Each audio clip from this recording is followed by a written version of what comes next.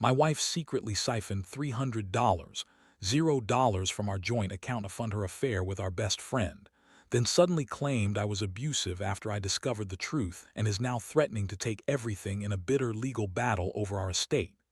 Hello everyone. Dear listeners, please share your thoughts in the comments section below. And don't forget to like, share, and subscribe. Now, let's begin the video. Using a throwaway for obvious reasons, with certain specifics modified to preserve anonymity. I never thought I'd be the guy to catch his wife cheating, especially not in the most brutal way possible. Honestly, it feels like I've been hit by a truck, and I'm just trying to hold myself together long enough to understand what the hell just happened. The weird thing is, everything seemed normal, at least on the surface. We had our routine, our laughs, plans for the future. But behind the scenes, I was blind to what was really going on. Her name is Lisa. We've been together for about 10 years, married for 5. At first, she seemed perfect, beautiful, smart, charming. I was crazy about her. We built a life, or so I thought. I worked hard to give her everything she wanted, thinking we were solid. But over the past few months, I started noticing little things. She was more secretive, hiding her phone more often, quickly deleting messages when I'd walk into the room. She'd get defensive if I asked who she was texting or what she was doing on her laptop. I brushed it off at first. Maybe she was just stressed, or maybe I was just imagining things. Then came the big sign. I noticed her bank statements. She's usually good about keeping things transparent, but suddenly there were transactions I didn't recognize. Small amounts at first, $200 here, $500 there. But then I saw a huge, suspicious transfer, $300, $0 siphoned out of our joint account over the past 6 months. That's when everything changed. That's when I knew she was hiding something, and it was big. I started digging deeper. I hired a private investigator just to get some clarity. It was painful, but I needed to know the truth. Over the next couple of weeks, I uncovered what I already suspected but refused to believe. Lisa had been having an affair with our best friend, Mark. They'd been sneaking around for months, and she'd used the money I worked so hard to earn to fund her secret life. It was like a punch in the gut every time I thought about it. All those nights I thought she was at work or out with friends, she was with him, probably fucking him, spending my money on hotels, dinners, who knows what else. I found explicit messages on her phone, flirty, then outright dirty. She was bragging about their sex, talking about how much she loved the thrill, how she'd never felt this alive with me anymore. It was sickening. And Mark, he was supposed to be my best friend, the guy I trusted with my life. Turns out he was just using me to get close to Lisa, probably hoping to get some of that money and maybe more. I felt betrayed on every level. When I finally confronted Lisa, I thought I was prepared. I had all the evidence laid out on the table, screenshots, bank statements, everything. I expected her to break down, to beg for forgiveness, to explain herself. Instead, she looked me dead in the eye, smirked, and told me I was overreacting. Said I was paranoid. That I was imagining things, that Mark was just a friend, that I was controlling and jealous. She called me crazy, said I was being unreasonable, that I was making up stories just to ruin her and Mark's reputation. That was her favorite line, playing the victim, twisting everything around. I felt my blood boil. How could she be so calm, so dismissive? The worst part was the way she lied so effortlessly, like she was convinced she was getting away with it. I knew she was lying, but it still hurt to see her so indifferent to what she'd done. I wanted to scream, to shout at her, but I also knew that wouldn't get me anywhere. Instead, I just sat there, listening to her spin her web of lies, feeling the ground shift beneath me. That night, I couldn't sleep. I kept replaying everything, her sneaky texts, the money transfers, her coldness when I confronted her. I felt humiliated, betrayed, furious. I was angry at Mark, at Lisa, at myself for not seeing it sooner. But mostly, I was just devastated. I'd built my life around her, and she'd thrown it all away for some affair and a bunch of stolen money. It's been a week since I found out, and I'm still trying to process what's real and what's just a nightmare. I'll admit, part of me wants to believe she'll come back, that she'll realize she made a mistake and fix this mess. But deep down, I know that's wishful thinking. The trust is shattered and I don't know if I can ever get that back. All I know is I have to figure out what's next, whether to fight for my marriage or to cut her out completely. And honestly, I'm leaning toward the latter. After everything I uncovered, I felt like I was walking around in a fog. The betrayal cut so deep I could hardly breathe without feeling like I was suffocating. I kept going back to that moment when I saw her smirk, when she told me I was crazy. That moment kept replaying in my head over and over like a broken record. I couldn't believe she'd lie so effortlessly, so convincingly. It was clear she'd been planning this for months, probably longer. The amount of money she siphoned out of our account was staggering, and the fact that she used it to fund her affair with Mark made it even worse. I felt humiliated, angry, and somehow numb all at once. I decided I had to get some space, so I moved out of the house temporarily. Not because I wanted to run away from the problem, but because I needed clarity. I didn't trust myself to be around her without losing my temper or doing something I'd regret. I rented a small apartment nearby, just enough to get away from her toxic presence. It was strange living alone after 10 years of sharing everything, the bed, the bills, the daily routines. But honestly, it was the only way I could think clearly.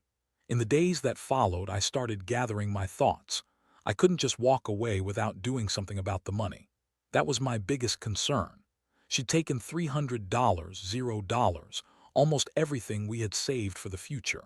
I knew she'd hide it, stash it away, or move it somewhere I couldn't find. If I wanted to get any of it back, I'd have to act fast. I contacted my bank and the police, of course, but I also knew I'd need to take matters into my own hands. Meanwhile, her attitude was infuriating. Lisa kept insisting I was overreacting, calling me paranoid, saying I was jealous of her friendship with Mark. She spun stories about how they were just friends, how I was trying to control her. She even had the nerve to accuse me of being abusive because I got upset when I found out about the affair. That was her new game, playing the victim, twisting everything around. She'd say, "You're just insecure," or "You're crazy, I never did anything wrong." She kept insisting she loved me, but her actions told a different story. One day she sat me down, her bitchy, condescending tone making my blood boil, and told me she was going to take everything from me in court. She claimed I was abusive, that I'd been hitting her or yelling at her. I knew she was lying. She's always been good at twisting facts, but it still hit hard. I felt like I was losing control of my life. She threatened me with lawyers, with courts, with taking custody of everything we owned. It was like she wanted to destroy me, and honestly, I didn't see any way out at that moment. That's when I started thinking about revenge. Not just taking back the money, but making her pay for what she did. I wasn't going to let her walk away with everything. I wanted her to feel the pain, the betrayal, the loss she'd caused me. I started planning how to expose her fully, show everyone the truth about her lies, her affair, her theft. I knew she'd try to spin it all, try to paint herself as the victim. But I had enough evidence now, enough to blow her lies out of the water. I reached out to Mark, but I kept it cold. I told him I knew what he did, that I had proof, and that I was done playing nice. I didn't want to hear his excuses or lies. I simply told him that I was going to make sure everyone knew what kind of person he really was, using my wife, stealing from me, betraying a friendship.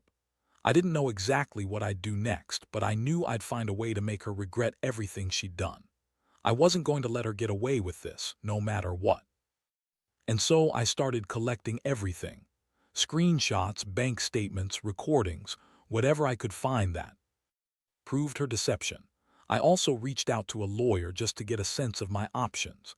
The legal battle is looming, and I can already tell it's going to be a nightmare. She's already spinning stories, trying to turn her lies into some kind of victimhood. But I'm not backing down. I want her to pay, not just financially, but emotionally too. She's ruined my trust, my marriage, my sense of security. And I swear I'll make sure she regrets crossing me. The hardest part isn't the betrayal itself.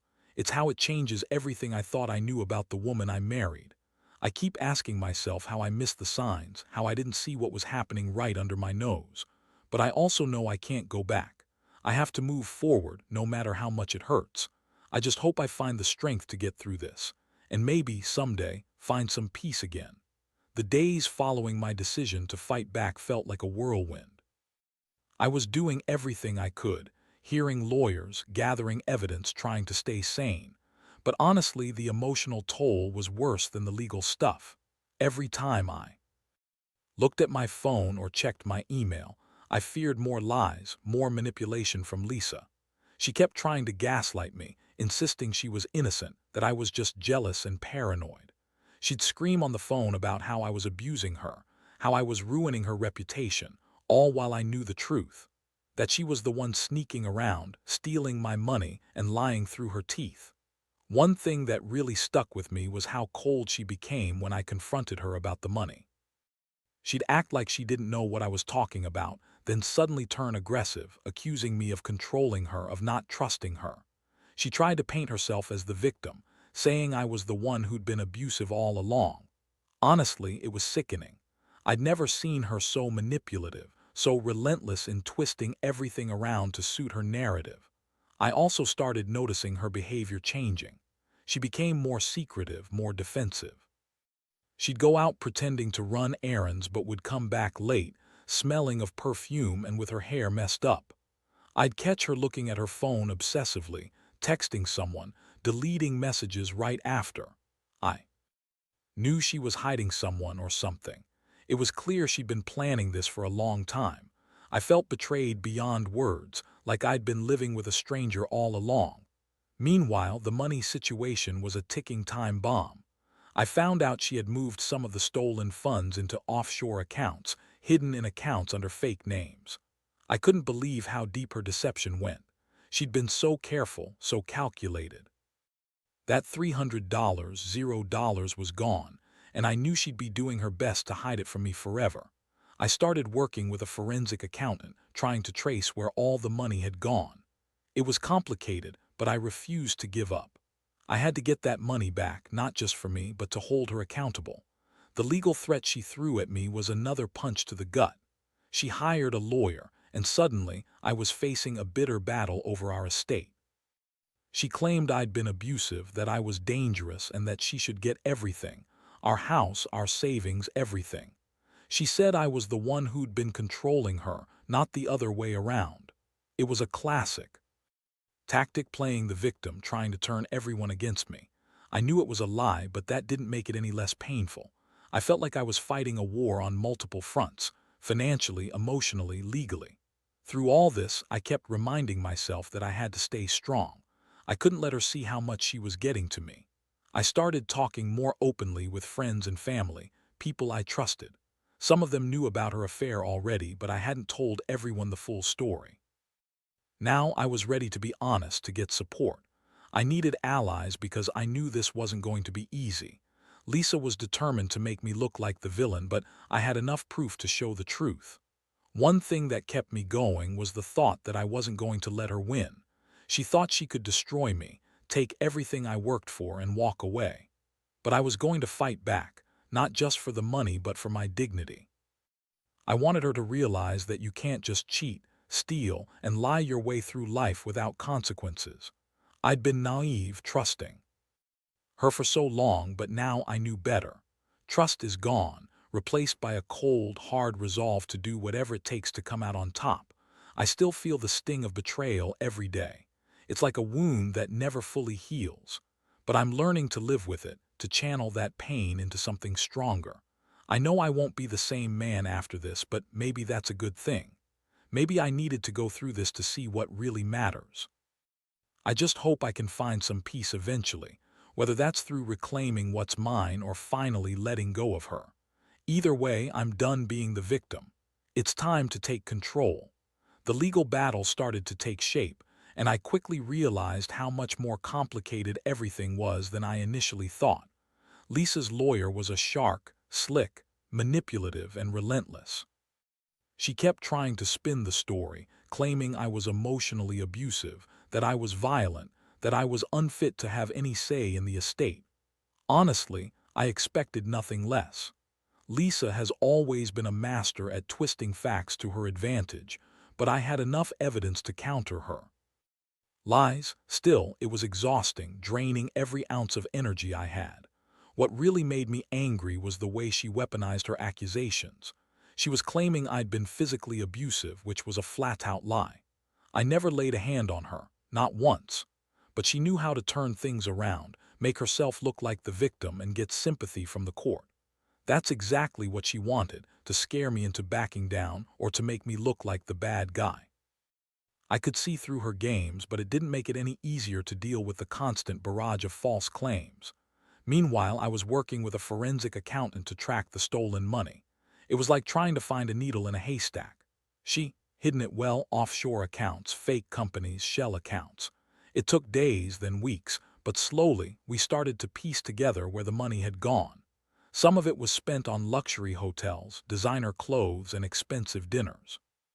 But a significant chunk was moved into accounts under fake names, buried deep in international banks. The more I uncovered, the more furious I became. How could she do this to me?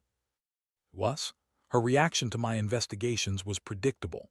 She accused me of hacking her phone, of stalking her, of spying on her. She claimed I'd become obsessive, jealous, and dangerous. She even told the court I'd threatened her. Another lie. I never raised my voice at her, never laid a hand on her, but she was twisting my silence, my frustration, into a picture of an abusive husband. It was infuriating. I knew I was innocent, but her ability to manipulate the situation was staggering. The worst part was her legal team pushing for a restraining order, claiming I was a threat. I knew she was just trying to prevent me from accessing evidence or even seeing my own house. She wanted to keep the money hidden, keep me away from my own life. I had to fight that too. I hired my own lawyer, and we prepared to counter her accusations. It felt like a never-ending war, with every move she made designed to destroy me further. At the same time, I was trying to keep my emotional sanity intact. I'd go through days where I felt nothing but numbness, then moments of pure rage. I'd wake up in the middle of the night thinking about everything she'd done, everything she'd stolen, everything she'd lied about. It's like my brain was stuck on replay.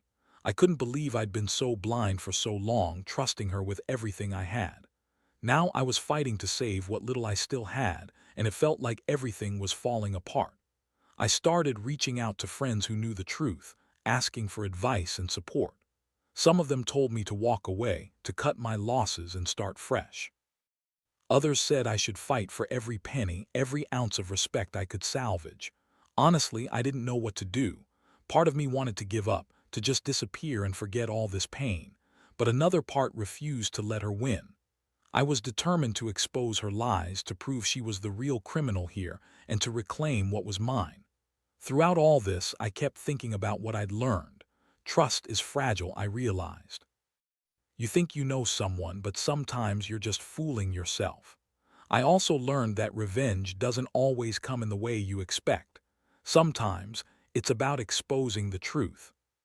Fighting back with everything you've got and refusing to be a victim. Lisa thought she could destroy me, but I was starting to see that her lies would only make her look worse. The truth always has a way of coming out, sometimes sooner, sometimes later. But when it does, it hits hard. I know I still have a long road ahead. The legal battle will drag on, and I have no doubt she'll keep trying to manipulate the system. But I also know I won't give up. I have proof, I have support, and I have a burning desire to see her exposed for what she really is. All I want is to get my life back, whatever that looks like now. I don't expect forgiveness, and honestly, I don't think I'll ever trust her again. But I will fight for my dignity. That's all I can do. That's all I owe myself. The court hearings were a nightmare.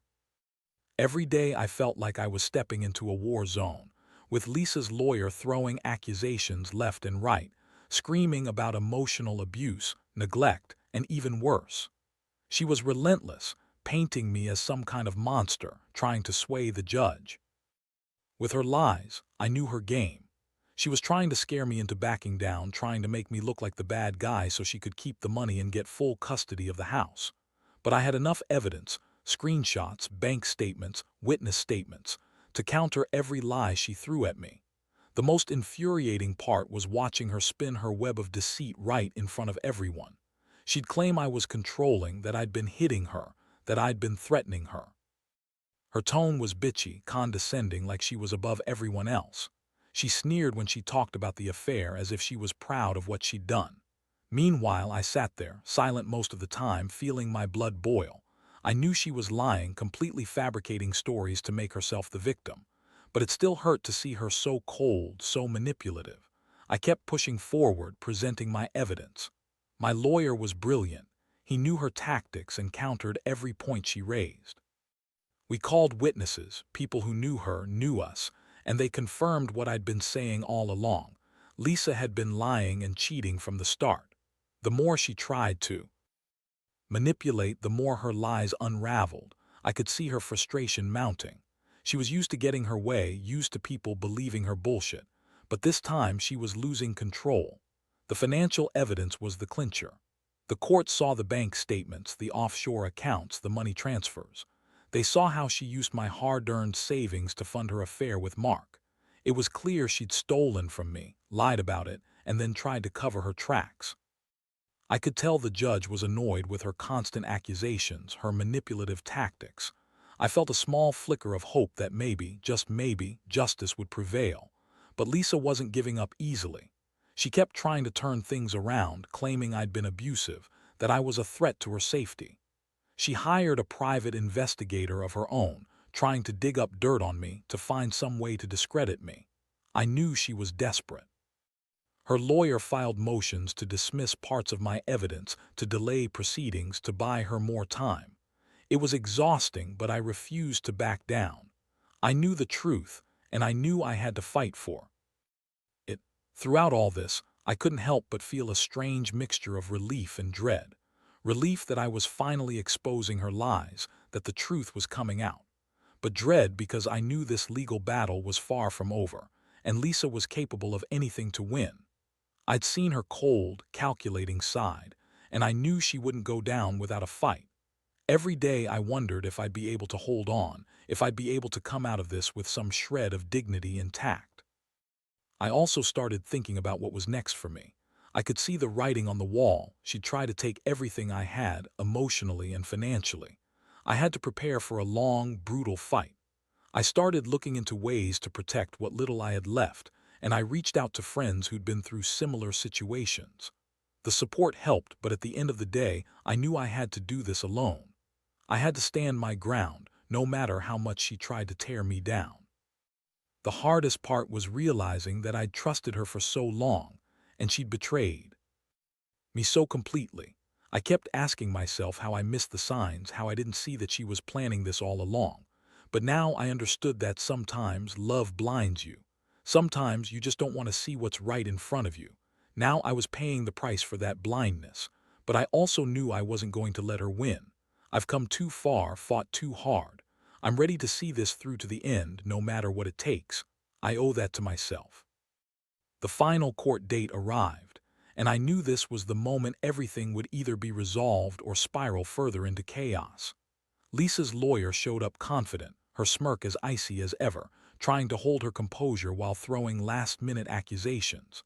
I felt a strange mixture of exhaustion and determination.